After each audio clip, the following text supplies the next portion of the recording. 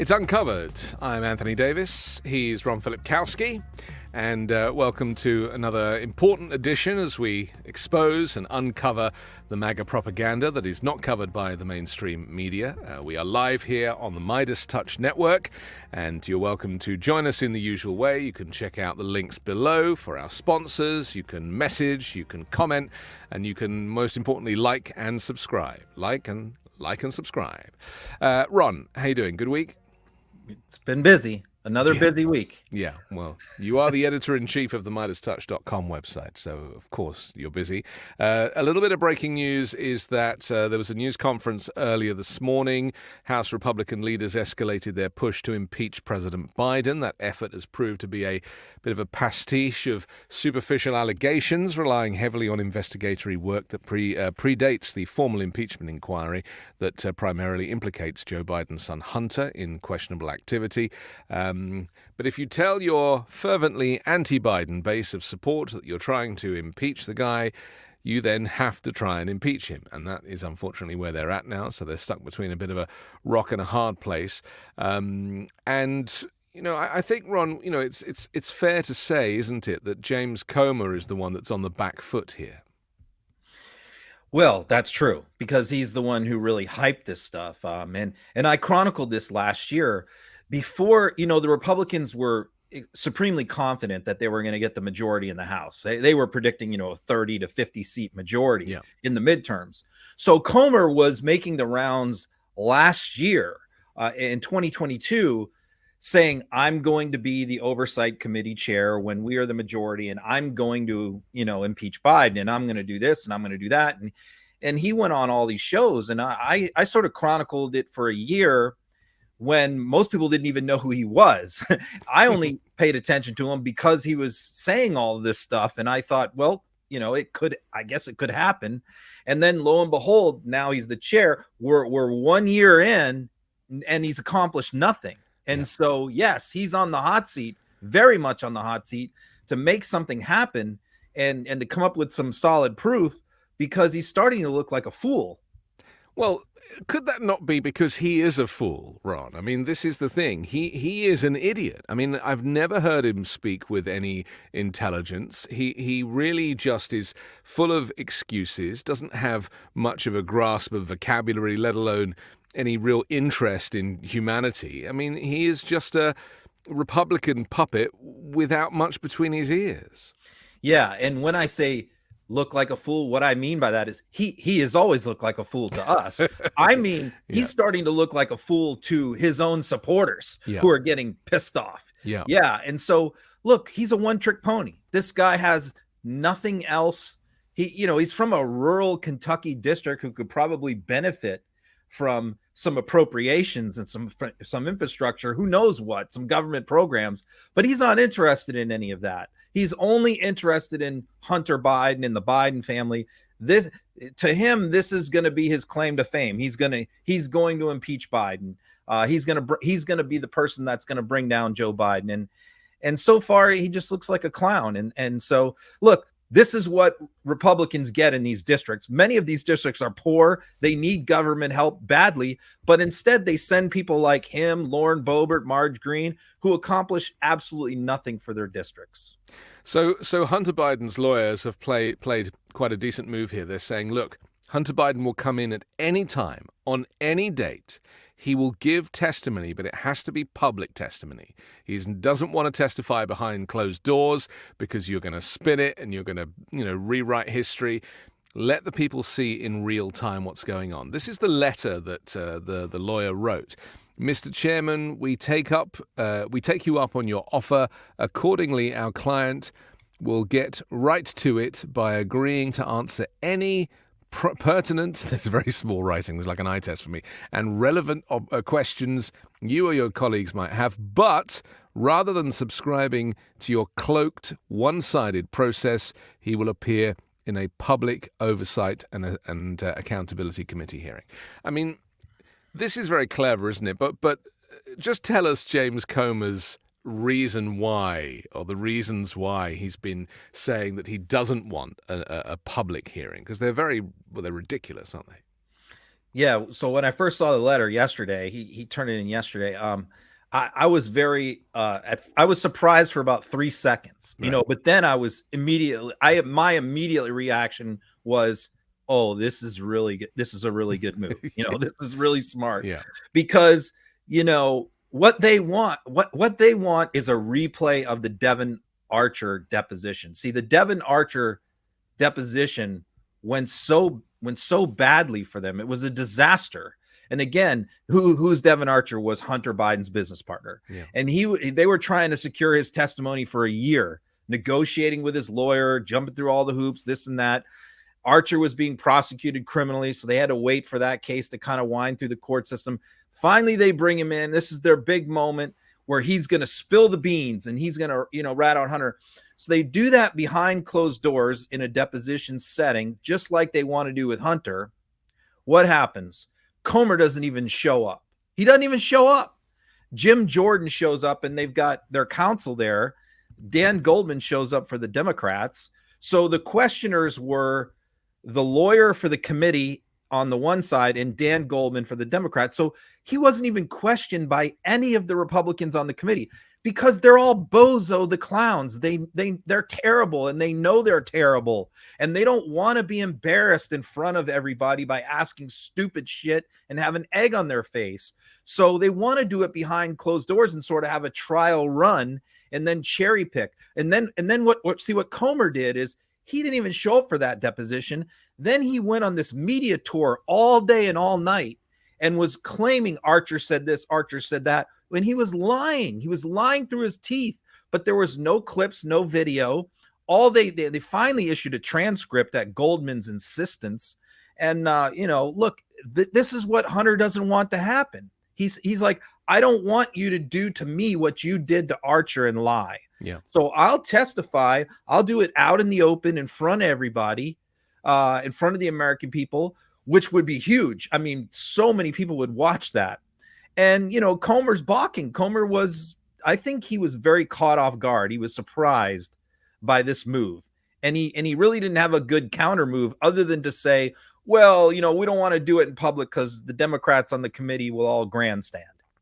And Mike Johnson was asked in the press conference this morning some very pertinent questions from the press corps, which was kind of unusual. And they basically said, look, the period of time that you're talking about here, where you claim that President Biden was receiving money and stuff, he wasn't in office. And so, what is it that you're actually trying to do here? And the problem with Mike Johnson is that he really, because of the way he looks, I've said this before on the show, but because of the way he looks and how composed he is, and he's very nicely turned out, do you know what I mean? That he can give the impression of being an authority when in fact he is just yet another emperor's new clothes. In fact, I put a tweet out earlier that said extremist religious ideologues who work to get law degrees and congressional seats to hide their agenda of hate, lies, and bigotry, and many voters don't know the difference. And isn't that the issue here, is that people like Mike Johnson, who have trained as lawyers and they claim to be somebody that they're not, because, Liz Cheney's been at him recently for saying that you wrote all of this stuff about, on the opposite side for the January 6 investigation, and you didn't actually write it. It was written by Trump lawyers. There's so much performative stuff going on with these people. It's like everything is fake. Everything is designed to look official. But behind the scenes, I mean, do these people ever work? Or do they just walk the length of the Congress corridors carrying a clipboard trying to escape reporters? Yeah, they're just looking for the next way that they can somehow get on Fox or Newsmax. Yeah. There's only a handful of Republicans who really know about the Hunter investigation. Yeah. Probably 5 or 6, certainly Jordan, Comer. I think Elise Stefanik probably knows some stuff. There's a handful. Okay. But not many. And the reason is because not many people are interested. It's incredibly complicated. It's a mess. You got bank records from all over the world, thousands of emails. Most of them want nothing to do with that. And one person who really doesn't know anything about this is Speaker Johnson. Yeah. Johnson knows nothing about this. So, he had his prepared talking points up there. And the problem is what you said was absolutely correct. The press were asking him very specific, well-researched, thoughtful questions, which went to the heart of the matter. And Johnson had no answers because he doesn't really know much about this. So he just went back to his prepared talking points and ignored the question. So I think that most of them know that this is a boondoggle. They're trying to figure out a way to make Trump happy and make the MAGA base happy and placate them, while at the same time knowing that this is a dead-end road and it's going nowhere. But are they trying to run the clock on this? You know, in the same way that Trump is trying to run the clock on his legal cases. It's just like they just see the election that is now less than a year away as this kind of moment in time. They just have to get to that finish line, keep lying, keep peddling, keep delaying, and hopefully after that point, everything will come good for them. They're going to get a nasty surprise, aren't they? What's funny about what you said, the reason why I smile is because James Comer accused Hunter Biden this morning of trying to run the clock out on the subpoena. So, but I think you're right. I think that they are trying to run the clock out. I think that they really don't want to do this. They don't want to do impeachment. They don't want to do this Hunter Biden stuff. But it's sort of like they're too far in now that they can't get out. And they're looking for a way out. And oftentimes in Washington, the best way to get out of doing something is to keep delaying it until the next Congress. Well, just imagine if Mike Johnson got up and made the announcement that we've decided to not impeach Joe Biden or not investigate Hunter Biden. You know, that would not play well on Fox, right? No. He would look like he's already taken so much criticism for doing the deal to, you know, extend the government, you know, prevent the shutdown. And that would be another couple of things that would make him look like he was playing for the wrong team. And you know, the thing that's really kind of put him in a box here is two things. A slim majority. He's got like a 4-seat majority, and he's about to lose Santos. So he's probably going to be down to like a 3-seat majority by the end of the week. And then you've got all these Republican retirements that have been announced in the past week. Yeah. And so what that means is those Republicans who are retiring don't care anymore. They don't give a crap about making Donald Trump happy or the MAGA base happy. They're riding off in the sunset. And he doesn't have the votes. He doesn't have the votes to get impeachment to the floor. He doesn't have the votes to hold Hunter Biden in contempt of Congress.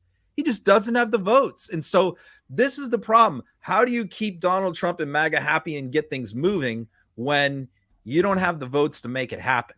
So I guess you just keep teasing good things to come, and you keep delaying and hope that they get distracted by something else and go away.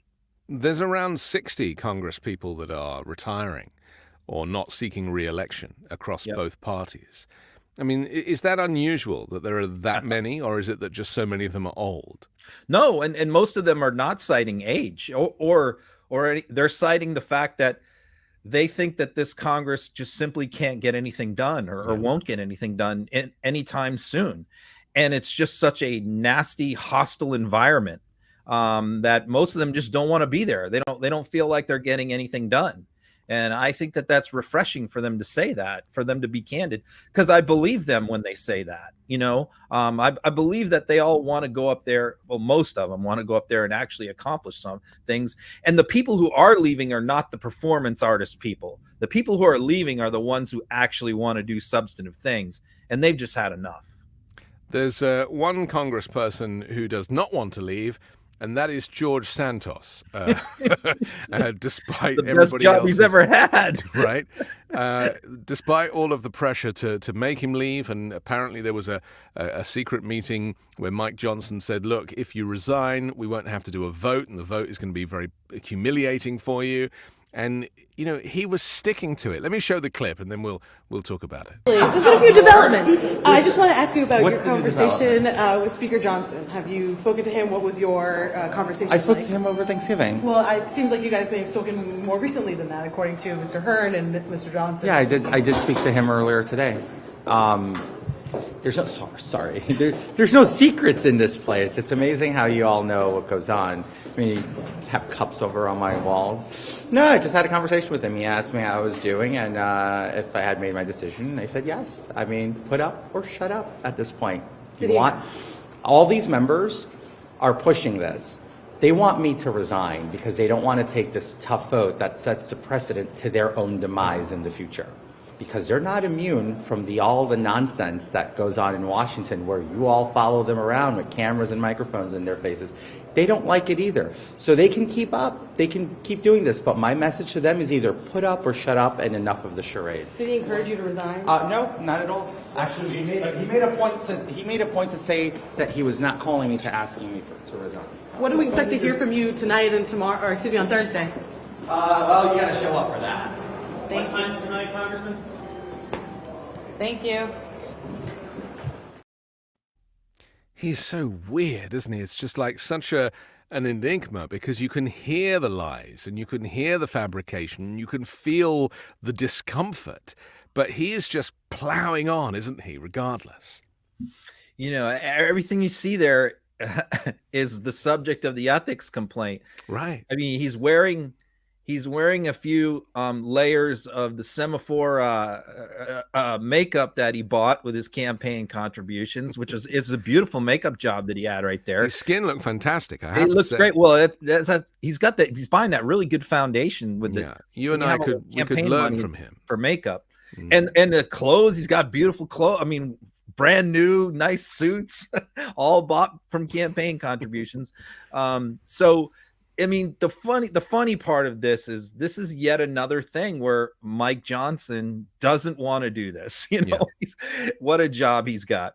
You know, because the reason this vote is so messy because you've already got these MAGA people like Gates and Green and all these others upset about expelling Santos. Santos is a Trump loyalist. They like him, and they know that they've got their own skeletons in their closets, so they don't want to set this precedent for themselves.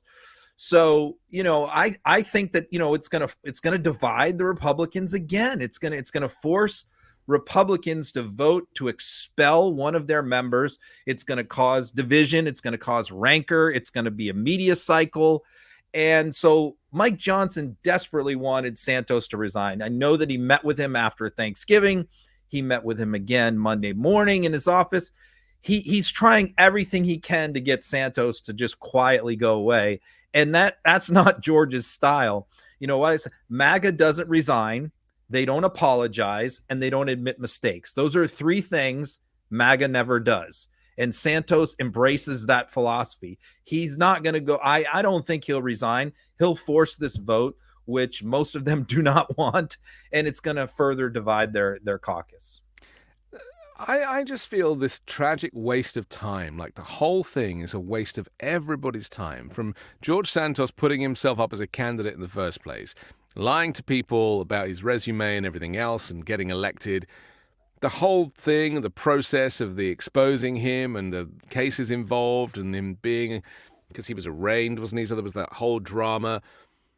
And just the fact that, you know, the level of debate, the quality of debate in U.S. politics, I'm talking about like in the congressional circles and certainly in the chamber. I mean, there is no debate in the chamber, not as I know it from, you know, UK politics where you actually like talk directly to the person, you know, you actually cut them down to size. But I just feel like if Americans got a window on the world looking at, say, the Swedish parliament, for example, and saw how that works, that's one of the best political or best countries in the world in terms of, you know, feel good, right? It's considered to be one of the best places to live on the planet. And just to see how these other countries are operating politically. Now, of course, there's always the occasional scandal. But I just get so tired of the fact that the Republican politics has nothing for the people. It's all about the politicians and what's going on with them and grifting and making money and criticizing the other side. I just feel there's nothing that you could describe as public service going on. Well, and they all have podcasts. Yeah. You know, they're all selling T-shirts and coffee cups. And these are not for campaign money. This is for money to put in their pocket. Right. He's not, like, you see Democrats sometimes sell stuff, but they're doing it to like raise money for their campaigns most of the time. These people are not doing that. They're running websites. Just not serious. Stuff. Just nobody is serious. Yeah, they're not there to do anything for their district. They're there to get fame and fortune.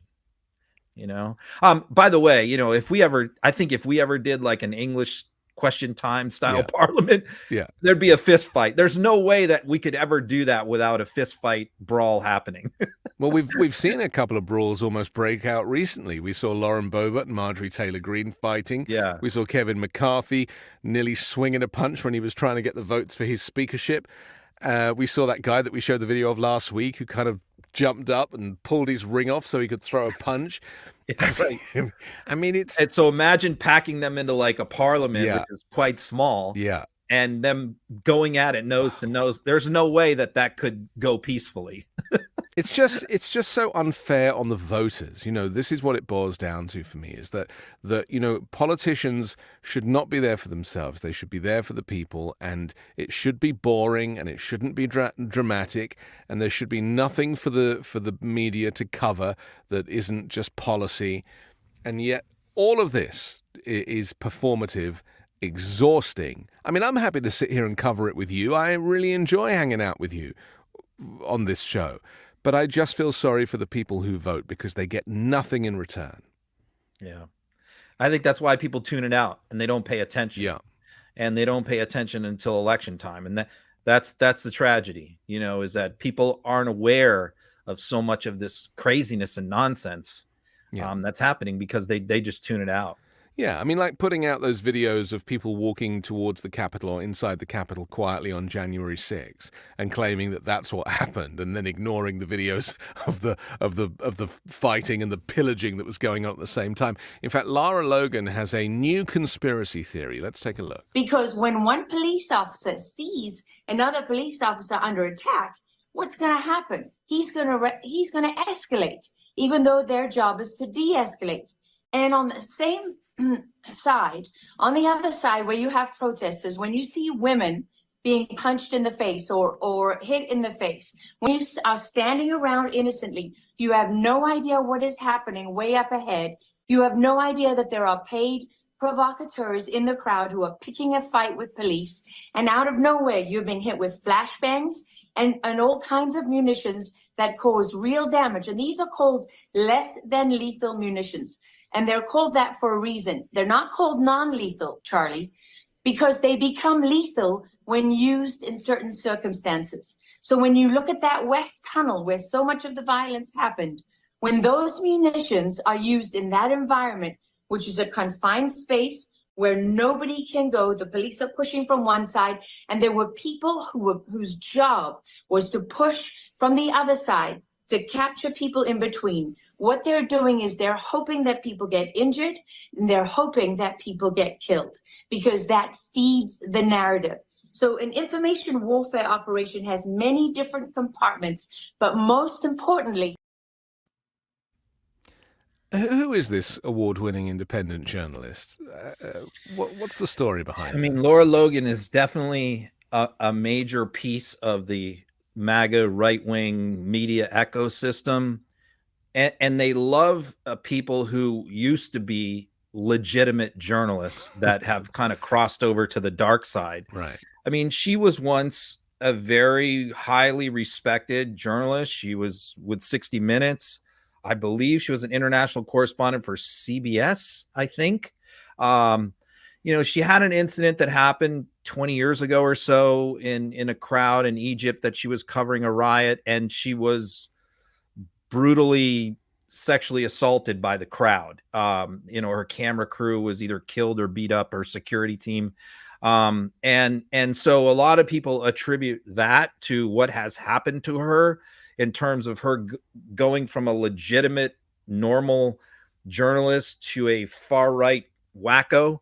I don't know if that's the reason. I'm not specialist in that area, but she's gone way off the deep end, and she's pretty popular among the ecosystem. And, she's gone off on various different conspiracies over the years, But her latest thing, for the last year or so has been January 6th. And so, yeah, she's and there's a lot of January 6th conspiracies. And I watch a lot of Laura Logan, but I rarely post her because she's so nuts. She's done a lot of the vaccine conspiracies too. But the reason why I posted this is because, they just released this January 6th footage, and it's sprouted a lot of new conspiracies in addition to the old ones. And so she's floating this conspiracy now that basically Democrats hired people to go into the crowd dressed up as Trump supporters to start the riot, and to start it by punching women and police officers in the face. It's just a preposterous idea, but they all buy this stuff. In a month's time, it'll be 3 years since January 6th, right? I think I got my maths right. Yeah. And so, Yes, so. The fact that the Republicans are still putting video out, and Mike Johnson taking ownership of this stuff that Kevin McCarthy did previously, that there's 40,000 hours of video that is in the vaults, so no one's going to get to see it all. But the He fact put out that 90. He put out 90. 90,000. We're still No. He put out 90 hours. Oh, he put out 90 hours of the 40,000. Of the 40,000. So yeah, almost nothing. Yeah, yeah. But isn't it crazy that here we are 3 years later? 500 people plus have been convicted. Several have been convicted of seditious conspiracy. There, this whole thing, we've seen on video. Whether obviously the reason that you don't see the bits of them arriving and walking quietly through the halls of Congress is because that's not the money shot, right? You've got to get to the point where you're going to start kicking off, and everybody walks quietly towards the riot because the riot hasn't happened yet. But the point is that we are in a situation now where in this post-truth world, where they are still trying to rewrite history and go to whatever lengths they can to rewrite history. And as the time goes on, because in my view, 3 years is too long to prosecute the people at the top. And every day that we are waiting, obviously Jack Smith is on this one, but every day that we are waiting, it gives them more time, more airtime to rewrite the history. Yeah, and that's true. And so they are right. And I think it does have an impact. It really does. The more they keep putting this garbage out there, I do run into people just in normal everyday life. Again, I'm referencing those low information voters, the people who are not political junkies. They're not watching Fox or MSNBC. They're just they're watching the NFL, football, and sitcoms. Yeah. And I do hear from them saying, well, I'm not so sure that, the police didn't instigate this thing. I mean, it does have an impact the more it just seeps out. And so it is very important, I think, for the media, for Democrats, as much as maybe they might be tired of talking about it and they want to move on, they can't, because as long as right wingers are presenting this alternate narrative, they have to continue to tell the truth. Yeah, it's kind of exhausting, isn't it? It is. Talking of conspiracy theories, Ted Cruz was one of many who last week, when we came on, when this crash at the border, the Canada border, had just happened. And it turned out to be, a couple who were on their way to a concert. But the conspiracy theory level was kind of going through the roof, wasn't it? And as we were breaking that news, more and more Republicans were taking it upon themselves to say that this is, terrorism, and this is the problem with open borders. The best way that I can explain to you how this works is to kind of tell you what I do every time one of these incidents happens, because in covering the right, because every time there is a mass shooting or a train or plane crash or a train derailment or an incident like this at the border, the disinformation kicks into high gear, and I watch it, how it happens. It always starts with 3 or 4 different people start rumors, then it spreads and it spreads and it spreads, and then it gets to the elected officials. And so I watch it when it starts at the source, and in this case it was a single Fox News reporter who reported that this was a terrorist, and they all ran with it, and I just watch it spread out and spread out.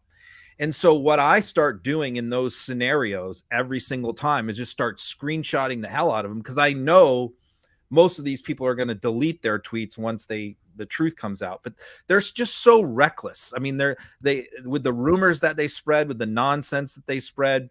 And I can tell you without a doubt, every time that there is one of these tragedies, they are praying, they are hoping and praying that it is a migrant, a brown person, that they can blame it on Joe Biden. That's what they want desperately, because they figure if there is a terrorist attack in this country where 20 or 30 Americans get killed, and the person who does it is someone who came across the southern border during the Biden presidency, they think the election will then be over for Joe Biden. And so every time something like this happens where it looks like maybe that's possible, they get giddy and they get reckless and they start posting all this garbage. And I screenshot it, and we put 30 screenshots in a story of members of Congress, senators posting lies.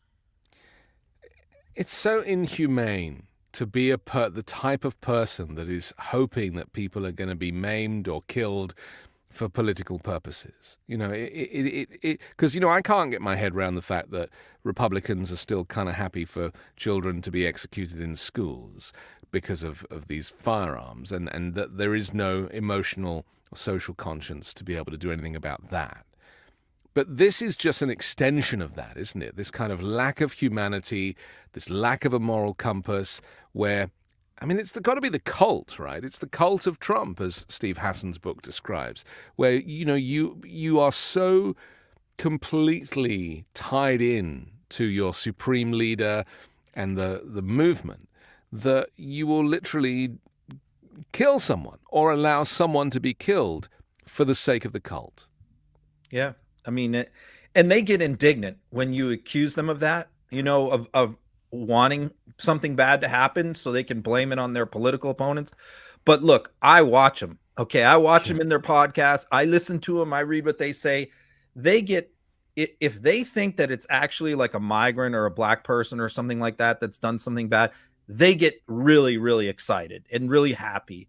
And, you know, if it's a white dude, which it usually is, you know, some redneck with an AR-15, they immediately get in. Their first reaction is not concern for the victims. It's, no. Oh, they're going to use this to take away our gun rights. You know, they're coming for our guns. So, yeah, it's a disgusting and it's a frustrating thing to watch it play out. But, I mean, what I can do on my end is just keep receipts and keep shaming these people in front of normal people. You know, you're not going to shame them in front of their fans, right, but you're going to shame them in front of normal people, because you do see they do go back and delete those tweets, you know, after the fact. Here's a clip of what really happened that day. Kurt and Monica Villani were identified as the victims in the tragic Rainbow Bridge crash on Wednesday. Both were 53 years old, and the couple lived on Grand Island. Officials say they were traveling from the Seneca Niagara Casino in a 2022 Bentley Flying Spur when the car drove up a median, went airborne, and crashed into a border checkpoint booth. The Niagara Falls Police Crash Management Unit is handling the investigation. They're sifting through all the data right now, and basically the investigation has just started. This isn't going to be concluded anytime soon. They'll look for the mechanical issues, weather issues, whether this was a medical event. On Friday, investigators and the Niagara Falls Fire Department were trying to recover the car's black box, which will play a key role in the investigation. Well, we're going to be looking at every speed, mechanical issues, whatever that black box, whatever information we can get from it. Police are also looking into a Bentley recall that affected the accelerator in Australia. Bentley USA tells News 4 that the recall only impacted right-hand drive cars, which are not sold in the U.S. Surveillance video also played a critical role, helping investigators rule out a terrorist attack and identify that the car stopped at the Seneca Niagara Casino for a few minutes before the crash. First of all, it allowed us to pinpoint where the vehicle originated from and the route it took. Subsequently, allowed us to, identify the type of vehicle, and from there we identified who it was that was possibly in the vehicle. The Villani family released a statement first reported by News 4. They say they're deeply touched by all the prayers and condolences and well wishes they've received. The Villanis are known as small business partners across Western New York, owning Guy's Lumber and several Ace Hardware locations. They're a local family-owned business, So, you know, your local, you have that local touch. But they're being affected by this in a big way. And it doesn't help anybody, especially the family, when all these rumors or whatever are being posted. And while the bridge is back open and things are back to normal at the border crossing, Niagara Falls police say this investigation will go on for some time. I mean, that's the other thing, Ron, isn't it? That, you know, the police chief there is saying it doesn't help when there are these rumors posted, but, you know, just the effect on the law enforcement. You know, it was kind of nice to hear someone like that police chief talking in a very tempered fashion, with experience, knowing how to investigate these things, and taking it very seriously. Not something that Ted Cruz did, for example. I mean, you had like a Congressman Corey Mills from Florida who took it even a step further. He was calling government agencies demanding that all airports in the U.S. be closed immediately, shut down all travel, that this was a terror. What they were reporting was this was an Islamic terrorist. They claimed that it pulled up to the border checkpoint and detonated a bomb, a car bomb, that an Iranian passport was located next to the car. I mean, all just complete fiction, completely made up. And yes, what you said is this affects people. This is just a tragic car crash. Maybe the guy was drunk. Maybe he was on drugs. Maybe he was up all night. What we know is him and his wife were supposed to go to a Kiss concert that night, which was canceled. So they went to the casino instead. And he's obviously speeding. So, you know, that's all it was. It's a car crash. It shouldn't have even made more than local news. Instead, it became an international incident because of these right-wing nut jobs who wanted to use this, since it was near the border, for political reasons. Some people are so out of reality that anything that happens anywhere at any time, they immediately go down the conspiracy rabbit hole. They don't even consider or have any concept that, you know, car crashes happen all the time. You know, and this is the thing. And also that people are affected by it. Because, you know, you have to think to the families of those two victims who have had to deal with the knock-on effect of the propaganda and the conspiracies online. It really is not helpful for their grief either. And by the way, Fox ran 4 or 5 hours of programming nonstop that this was a terrorist attack. Host after host, show after show. And then when the other networks were reporting that they were hearing that this was just a car crash, CNN, MSNBC, only Fox was reporting this as and what did they do when they realized they were wrong? Nothing. They didn't apologize. They didn't retract. They didn't say they were sorry. They just moved on like, you know, no big deal. We're on to the next conspiracy. It's like the rules of engagement for a civil society, the rules of engagement for covering the news and how you do it, you know, the proper way to go about doing journalism, like all of it has just gone out of the window. And the turning point is very much the rise of Donald Trump. You know, when the president is breaking the rules by saying stuff that presidents shouldn't say, or coming up with conspiracy theories that presidents would never say, or stealing classified documents or inciting a violent insurrection, it changes the rules of engagement, and it means that the bar is lowered so much so that all of those surrogates and people in the cult and Trump voters and MAGA Republicans, they will stoop as low as him. You know, he is one of the worst people on the planet, if not the worst, and now he's taken everybody down with him. Yep, that's the culture now. That's the culture of the Republican Party. And it's become the culture of their media, their propaganda outlets, is just one conspiracy after the other. As soon as one is debunked, they're already on to the next one. And for people like me who do the debunking, it can be very exhausting at times, but you know, somebody has to do it. Yeah, because ultimately, and I keep coming back to this, you know, the only way to deal with this is to vote. You've got one party for democracy and freedom where all people are equal, versus a party that is led by a dictator, where they want you to be one religion, one race, one skin pigmentation, and you know what goes with that is segregation.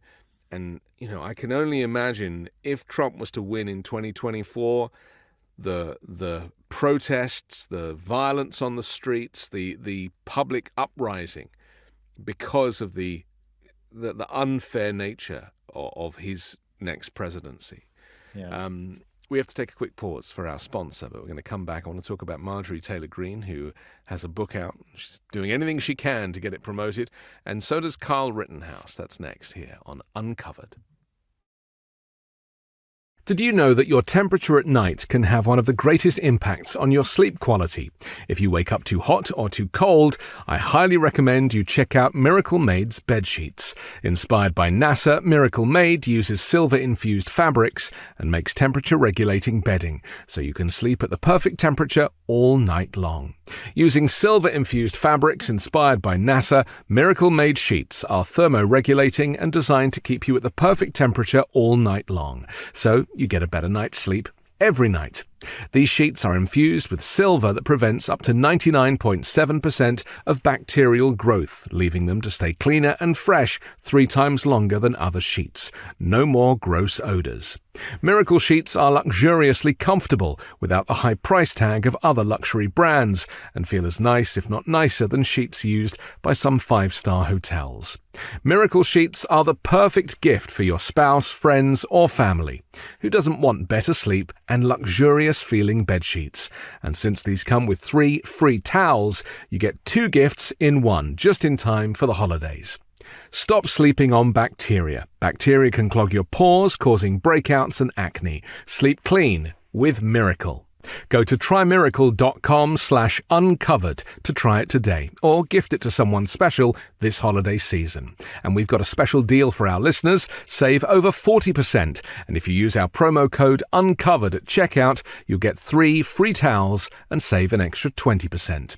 Miracle is so confident in their product, it's backed by a 30-day money-back guarantee. So if you aren't 100% satisfied, you'll get a full refund. Upgrade your sleep with Miracle Made. Go to trymiracle.com/uncovered and use the code UNCOVERED to claim your free 3-piece towel set and save over 40% off. That's trymiracle.com/uncovered to treat yourself, a friend, or a loved one this holiday season. As you may know, we've been raving about Beam's Dream Powder, the healthy hot cocoa for sleep. Dream contains a powerful all-natural blend of reishi, magnesium, L-theanine, melatonin, and nano-CBD to help you fall asleep, stay asleep, and wake up refreshed. Just mix Beam Dream into hot water or milk, stir or froth, and enjoy before bedtime. I've tried it, it tastes great, and gave me an excellent night's sleep. Find out why Forbes and New York Times are all talking about Beam and why it's trusted by the world's top athletes and business professionals. And today, you can get a special discount on Beam's Dream Powder, their best-selling healthy hot cocoa for sleep with no added sugar. Now available in delicious seasonal flavors like cinnamon cacao, sea salt caramel, and white chocolate peppermint. Better sleep has never tasted better. A recent clinical study revealed Dream helped 93% of users wake up feeling more refreshed, and 93% reported that Dream helped them get a more restful night's sleep. If you want to try Beam's best-selling Dream Powder, take advantage of their biggest sale of the year and get up to 50% off for a limited time when you go to shopbeam.com/uncovered. The discount is auto-applied at checkout. No code is necessary. That's shopbeam.com/uncovered for up to 50% off. Welcome back to Uncovered. We really do try all these products, and Ron is a big fan of the sheets, which I am too. I'm also a big fan of the Beam Dream Powder, and it is delicious, and I do take it before bed. So just so you know, because some people say to me, "Do you actually do these?" Yes, we do. We try every product and use them. I have trees growing in my house, of course, all sorts of things. It's so great. Okay, let's talk about Marjorie Taylor Greene. I know you're a huge fan, Ron. She kind of got into a bit of a situation with Jimmy Kimmel this last week. Hasn't she criticized him before? And in fact, he claims that she even tried to call the cops on him one time. And now she's begging to get on the show so she can promote her book. Yeah, she filed a police report like a year ago on Kimmel, when he made a joke on his show and said, where the joke was like, he played a clip of Marge Green and he said, "Where's Will Smith when you need him?" Right. Referring to Will Smith slapping, who did he slap in the face? Rock. Chris Rock. Right. So Kimmel was joking, maybe she needs to be slapped in the face, something along those lines. Yeah. Right. Marge filled out a police report for like a terrorist threat against Kimmel. So Kimmel frequently makes her the butt of jokes. So Marge is desperate to sell this book because nobody's buying the book. And part of the problem is when your fans don't read books, or maybe don't read at all, it's hard to sell books to them. So they're probably waiting for the audio book to come out, maybe, right. Where they might be able to get through it. But so Marge is not doing very well trying to sell this book. It's been a complete flop. Nobody's buying it. And so she posted that tweet to Kimmel, saying, okay, well, maybe she's done all the right-wing shows. She's done all their podcasts. She's going around. She did Tucker the other day. It's still not selling. And the reason is because they don't like her. This is really what she doesn't understand. And I think what a lot of people don't understand generally is that she's not that popular anymore. She had her moment. But what really started it was when she supported McCarthy for speaker. Yeah. And she lost a big chunk of her fan base when that happened because they rightly saw her as a fraud, as just somebody who wants power and wants fame and wants money. And they really felt like that was a betrayal to them. And so she's lost a lot of her fan base. And that's what she doesn't get, I think. She's starting to get it now, I think. So I guess what she's trying to do is cross over and do Kimmel to try and get some publicity for her book tour. And of course, Jimmy, responded that he's absolutely not, going to have her on the show. And it was kind of ridiculous for her to, claim that, he's a horrible person and then beg to be on his show. There is little understanding of this space because it doesn't get covered, of the MAGA Republicans who make all the noise, like Marjorie Taylor Greene, and how Republican voters feel about those people. And as you say, she had her moment. But there isn't really a barometer for that, is there? So they can still make all that noise, and James Comer can do press conferences and all of this stuff. But really, the only barometer for whether or not Republicans are feeling it or not is at the ballot box. And this is why it's so frustrating that, we obviously got a taste of it in the midterms, got a sense of how people were reacting and Republicans were reacting to these extremist candidates. But we're going to have to wait another year now to see how, the efforts of Marjorie Taylor Greene and Lauren Boebert and George Santos and all of the kind of lunatics, whether or not that has had any impact. Because I still think that humanity should win out, and whether you're Republican or Democrat is irrelevant. You are human, and hopefully you can tell the difference between a good person and a grifter or a bad person or a liar or someone who is just out to cause trouble. Yeah, the barometer that I kind of look to is, do they have coattails? In other words, do they... When they go to campaign, see, a lot of these people in safe districts like Green and Gates and all that, they know that their election is a cakewalk and they're not going to lose. Okay. Right. So it's a responsibility of Republicans and Democrats who are in safe districts to go out and campaign and help with money and everything else, the ones that are in tight races. Okay. And so what I look to is when people like this go out and campaign for somebody who maybe can't, they're a new candidate, they can't really draw a big crowd themselves. Is she able to go to Nebraska and draw 1,000 people for a congressional candidate in Nebraska? And that's what I look to. And I will tell you that one guy who can't is Matt Gaetz. Matt Gaetz has tried to do this before and go around the country, and he draws no crowds at all. Okay.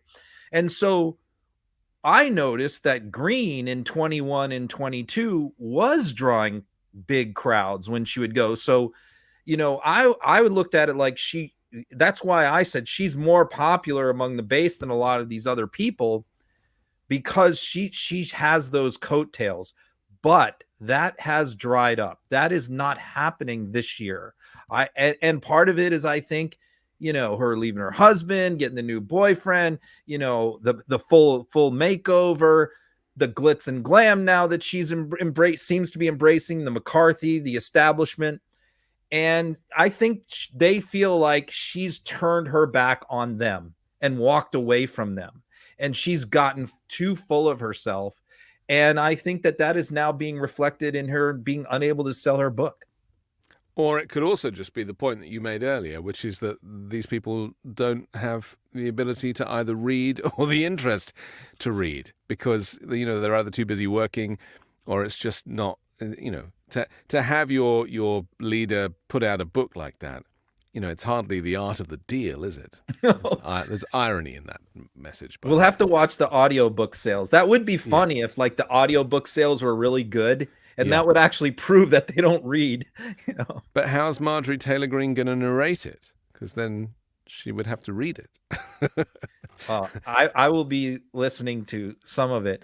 It's 280 pages, so how long would that be audiobook? I don't know. It could be a while. Yeah, it could be a while. You need to do 10 hours. A lot of car journeys for that. You could drive to see me. We could hang out. Kyle Rittenhouse, who is a very divisive character for all sorts of reasons. His book is out. It has the title Acquitted. Ironically, he shot 2 people, as we know, when he kind of arrived at this BLM protest brandishing a semi-automatic rifle. And let's just show this clip of him kind of talking on one of these kind of right-wing shows. And he has his emotional support animal with him. Oh, Kyle. I want to first introduce your dog, Milo. And I think it's important that we brought Milo on set with us. We don't normally have dogs on set with us except for my little dogs on Fridays, sometimes when it's Puppy Friday. But we have Milo because you dedicated this book to him. And you not only dedicated the book to him, you have an entire chapter in your book. As somebody who also really does benefit from a therapy dog, from some of the things that I went through, honestly, on January 6th, I want to bring him, and I wanted to have him here with you. Your book. Why didn't you say we don't normally have people who shot 2 people and got away with it on the sofa? Who cares about the dog? Anthony, you get a glimpse of my world right there. Right. I mean, Kyle Rittenhouse sitting on a couch with a woman where they're talking about their emotional support, her from what she went through on January 6th, trying to overturn the election. and him, he's got his emotional support dog because he shot a couple of people. Look, I said all along that there were a lot of problems with trying to prove that case in criminal court. And the prosecutors were pretty bad. They were pretty terrible. Yeah. I watched most of the trial. The judge bent over backwards for Rittenhouse. But, there were a lot of problems with having to prove that. Look, I don't think Kyle Rittenhouse, there's no way he should have went there. I mean, he was a vigilante. He goes there. He's a kid. He's got an AR-15. I mean, the whole thing was ridiculous. But the actual incident itself, there was very good legal defenses, self-defense and all of that. Because, he was hit with a skateboard and all that kind of stuff. So he had some defenses. But he's become a mascot now. Had he been acquitted and gone to college like he claimed he was going to do, right, and rode off into the sunset and gotten a job, I would never have thought about him again, and most people would not. But that's not what he's doing. He has decided to make this his life and his career, that he's going to make money off this with lawsuits, with fundraising, with this and that, and now with a book. So, people on the right get upset at me because I pick on this poor kid, but he's trying to make this his life and his career. So as long as he does that, I'm not going to leave him alone. He was the star guest at CPAC a couple of years ago, right? He is one of these people who has allowed the right to elevate him to superstar status and become a publicity machine. And there are grieving families that would have something else to say about this. The whole thing stinks. The interesting part about that is I've watched some of these interviews now on his book tour, and he has complained about that. Actually, he himself has said that he had a lot of people that took advantage of him, right-wing people, immediately, that were grifting off of him. Yeah. And, even he recognizes that. Meanwhile, he's grifting too, but, because they're all doing it to each other. Do you remember him in the court where he was like just crying his eyes out in the courtroom, and that kind of went viral as well. I mean, the whole thing stinks, Ron. As you can see, I'm in a certain mood today about it all. No, look, the part that I'll never forget was when the judge's phone went off in court. That's right. And his ringtone was the Trump rally theme song. I mean, that judge, I will never forget that. Right. I mean, that judge, everybody at the time, I remember, that were very critical of the judge and how the judge handled himself.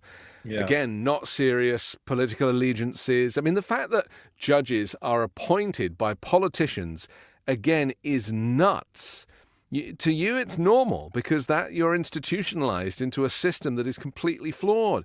But go to other countries in the world and see how the judiciary is completely independent of politics, as it should be. It's beggars belief that it is normal, especially the Supreme Court. I mean, that's the last place that you should have political appointments. And yet to you, it is just a completely normal thing.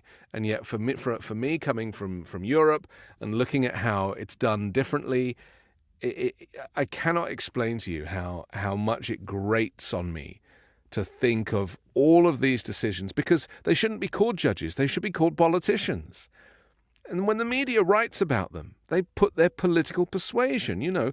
Why is Letitia James a Democrat? Why should we even know that? How has that got anything to do with being an attorney general? Do you see what I mean? It just is not normal. And yet here it is normal.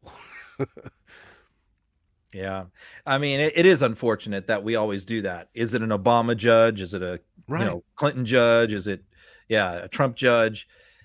It's unfortunate. But sometimes, that does show us, especially in the case of like Aileen Cannon, it does show us their bias. Yeah. Let's talk about Donald Trump arriving at this kind of clip went viral of him arriving at Clemson, South Carolina, the game to these boos. I'll show the clip and then we can have a look.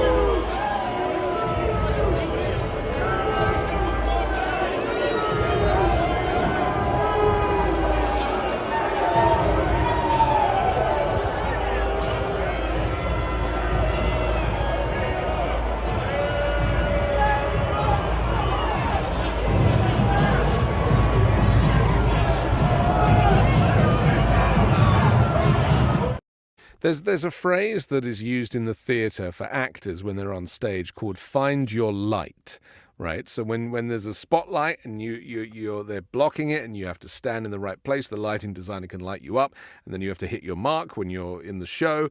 Donald Trump he found his light there. The interior light of the vehicle was flicked on. It wouldn't normally be on, of course, but he obviously flicked it on, and then he positions himself so that he's illuminated. I mean, it's very weird because normally if you're traveling in one of those types of cars, you're sitting in the back in darkness, the windows are blacked out, nobody could see, but the cameras were looking through the front windscreen, which is not tinted, and he is finding his light. Yeah, so there's a lot going on here. This clip, got me in hot water with MAGA again. They were really upset at me. They're still upset at me. Well, they claimed that when the car moved further forward and he actually went into the stadium, that he was welcomed very warmly, right? Yeah, well, that's what I mean when I say a lot going on here. I mean, I think I've talked about this before, and I wrote an article about this, that the Trump advance team is very good at setting the stage, and that's really what you're seeing there. Is Trump is watching them work, and what they're doing is they're assembling and lining up Trump fans at the entrance, so when he gets out of the car, they all mob him and cheer him.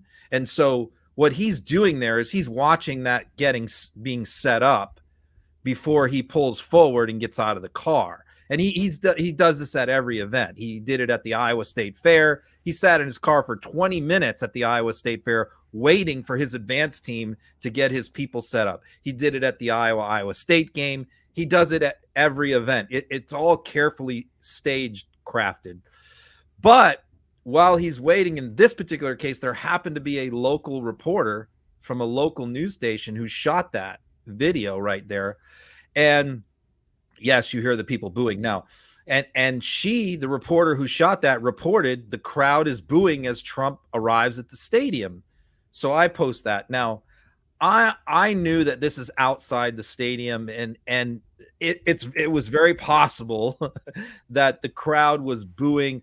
What they claimed was that the fans were booing, the other team as they were running onto the field at that precise moment. That's what the Trump supporters are claiming happened. And they might be right. We don't know. The point is that I knew when I posted that they would be furious and fuming, which they were. I think that clip got 20 million views, because one thing that they cannot handle is anytime you criticize his crowd size or if he's being booed or cheered. And so what I've told the boys is that if there's one person in a crowd booing Trump, I'm going to say it was a mixture of boos and cheers, solely because I know how much it triggers Trump supporters.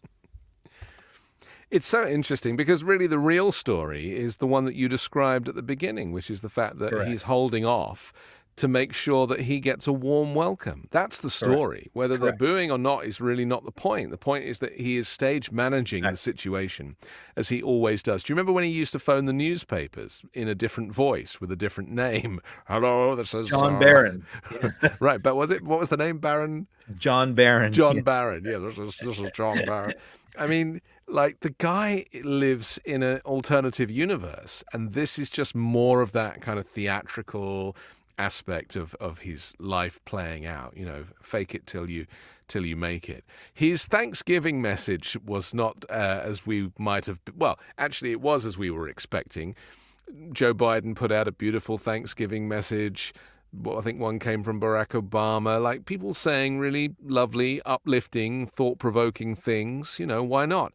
Donald Trump, in contrast, happy Thanksgiving to all, including the racist and incompetent Attorney General of New York State, Letitia Peekaboo James. Oh, God, he's so racist. Who has let murder and violent crime flourish and businesses flee. I mean, what was your take on this? Because, obviously there are these gag orders which have been upheld and then overturned and then upheld and then overturned, and fines for all this stuff. I mean, his anger, his retribution, his hatred, and obviously his desire to supposedly make America great again. I mean, kind of lost track as to whether it was great whilst he was president the last time or not. But we're in a situation now where he is never going to be silenced. He's just going to keep shooting from the hip. This has become a holiday tradition for me, because literally every single holiday he does this. He every single time. So does the Pope. And yeah, right. His are a little different than the Pope. Yeah. But you can go into my search bar on my Twitter account and type in Trump Christmas, Trump Easter, Trump Halloween, Trump funeral, and you will see, these same messages every single holiday. He does the same thing. There's nothing empathetic, warm, commemorative, appropriate. It's always hate and venom and nastiness. And so, yes, it's always a mystery to me how anyone could support this person except for deranged Looney Tunes, given what we see from him. I mean, just another example is his sister died, and he did the same thing. Yeah. All throughout the day, he just tweeted nasty, horrible stuff about other people. And then sort of late at night, and I think what always happens is Veterans Day does the same thing. What always happens is I think one of his aides goes to him or Junior or somebody and says, spokesperson says, look, you're getting killed on social media because you haven't said anything about Veterans Day. You haven't said anything about your sister's death. And so he finally goes out and he'll issue a statement like late at night, which he did in his sister's case. And he does it every holiday. It's the same drill. So yeah, if you ever want some entertainment someday, go into my search bar and type Trump and any random holiday, and you'll find a whole bunch of them. Isn't it ironic that his sister was quite a respected judge? I mean, how did that even happen? You know, it's like the atom being split or the embryo being split. You know, it's so strange, isn't it, that one person can have a moral compass and the other person can be completely devoid of humanity.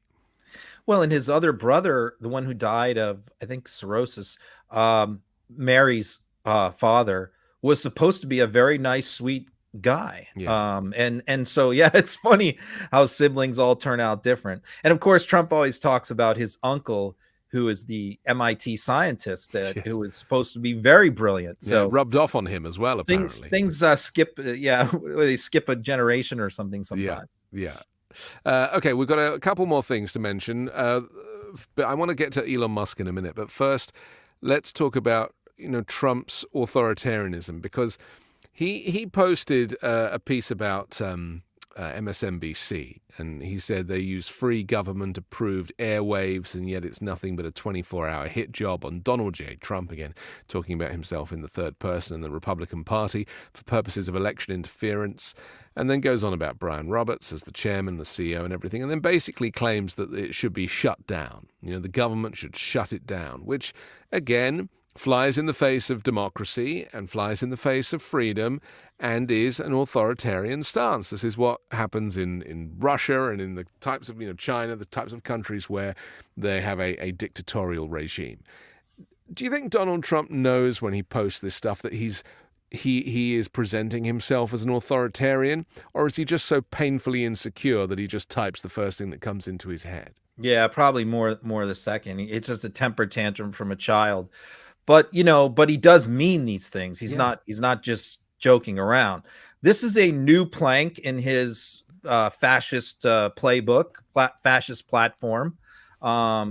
He has not called before for banning a cable news network and taking it off the airwaves. But I Googled this because this post was early this morning, and I Googled it because I was curious to see how many mainstream news outlets reported on this. And it's the usual suspects. It's us, it's Huffington Post, it's Rolling Stone, it's some of the more liberal outlets. But no, you don't see NBC, ABC, CBS. No, there's no Fox, obviously doesn't report it, Newsmax. They just ignore this stuff. And I think that they're really doing the country and their audience a great disservice by not making the average American low information voter aware of the insanity. Again, you don't need to cover everything he says, everything he does. I don't think that you should do that. But when the front runner for president for the Republican nomination says he wants the government to pull a network off the air because they're criticizing him, every voter needs to know that. And so we're going to keep reporting this stuff, whether the mainstream media does or not. But, the fact that CNN hasn't made this a story at all, shame on them. Well, CNN is under new ownership. And as we know, the new ownership is kind of peddling a very much kind of both sidesism when it comes to reporting. But also, I would say that American exceptionalism plays a part here. And if you may have heard the phrase and not really understand what it is, and it's worth looking it up even on just Wikipedia, let alone reading a book, and getting to understand how, in my view, American exceptionalism will be the country's downfall. The loss of democracy will be because of American exceptionalism. It can't happen to us. We're the United States of America. Well, yes, it can. And in fact, it's already happened, and despite an insurrection 3 years ago and the riot and this guy stealing classified documents and sharing them, I mean, what needs to happen for people, not Republicans or Democrats, but for Americans to say we deserve better. This is not normal. I mean, I don't know. I mean, I people need to pay attention. I don't know what the solution is. You know, people have seemed to turn away from mainstream news. I really thought that a January 6th conspiracy trial on national TV would go a long way towards what you said. And it was very powerful. It doesn't look like that's going to happen. Well, but the investigation was televised, and that was powerful. You know, it was. And all of the people that testified were Republicans, you know, from Cassidy Hutchinson up. You know, they were all Republicans. They didn't have anything to prove, and yet they recognized that their allegiance to the country was more important to the cult than to the cult leader. And yet it still hasn't seeped in. And part of the problem is that, you know, the cost of living is high despite inflation coming down. People do have to work a lot to be able to pay. You know, healthcare is not free. I know that might seem unusual, that it could be free to you, but from where I'm from, it's free. And it should be free. And in most civilized countries, healthcare is free. People are having to work multiple jobs to afford healthcare. And that is the reason why they don't have time to watch the news or be engaged in political discourse, is because they're just trying to survive, no matter who is the president. And you know, there are theories that part of the reason that, you know, the country operates as it does is they want people to remain low information. They don't want to over-educate people. They, you know, keep people stupid, keep people working, keep people paying into the system. I mean, that might be a conspiracy theory. It's also a kind of a working theory in many universities.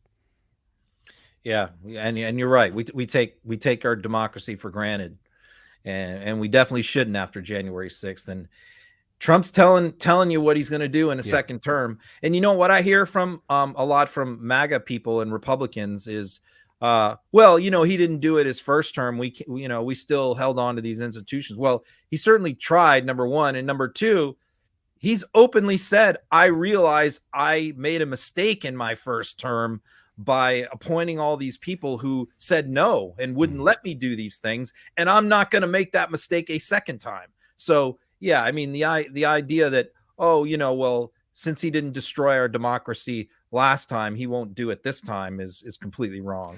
I mean, it might not have been completely destroyed, but it has been extremely eroded.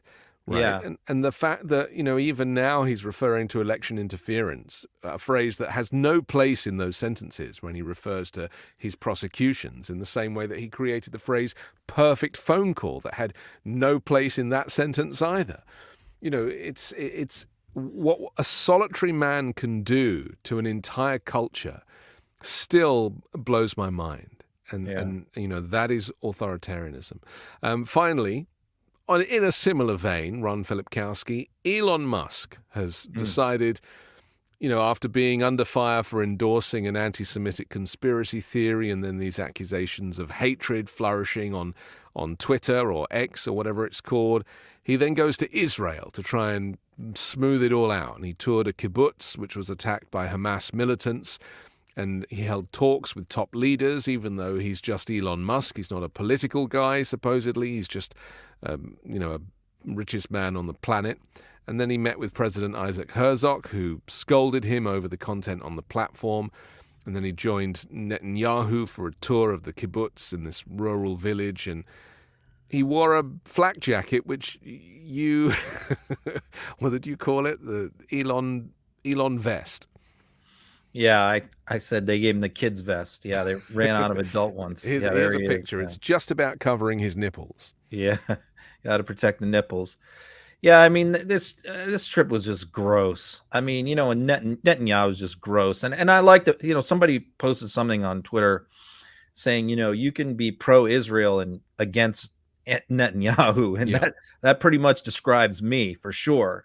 And you know, what did Musk do? Musk reposted a tweet of an old conspiracy, which basically the conspiracy is wealthy American Jews want open borders because they want a bunch of brown people to come in and become the majority, and so the Jews can then rule the country with these brown voters over the white voters. I mean, that's what Elon tweeted, okay? And that caused a firestorm. 75 million in ad revenue went out the door, and he panicked. And what did he do? Suddenly the head of the Anti-Defamation League, Jonathan Greenblatt, is whitewashing it, saying, "Oh, Elon, I looked into his eyes, I saw his soul. He's redeemed." Look, something happened there. He got a check. Somebody got a check. He was bought off. I don't care. You don't just in 24 hours excuse that as the head of the ADL. So something's going on there. He's lost his credibility. Then Musk runs to Israel. So he's thinking like, I'm going to make all this better and get my advertisers back with this photo op in Israel. And I heard some people say, well, maybe him visiting this war zone is going to wake him up, and maybe he's going to see the light. No, the second he left there, he started tweeting more conspiracies. He tweeted the Pizzagate conspiracy 5 minutes after he leaves Israel. So Elon Musk is a menace. He's a menace to our democracy, to our country. And as he rolls out his new Cybertruck tomorrow, and I hope it fails miserably.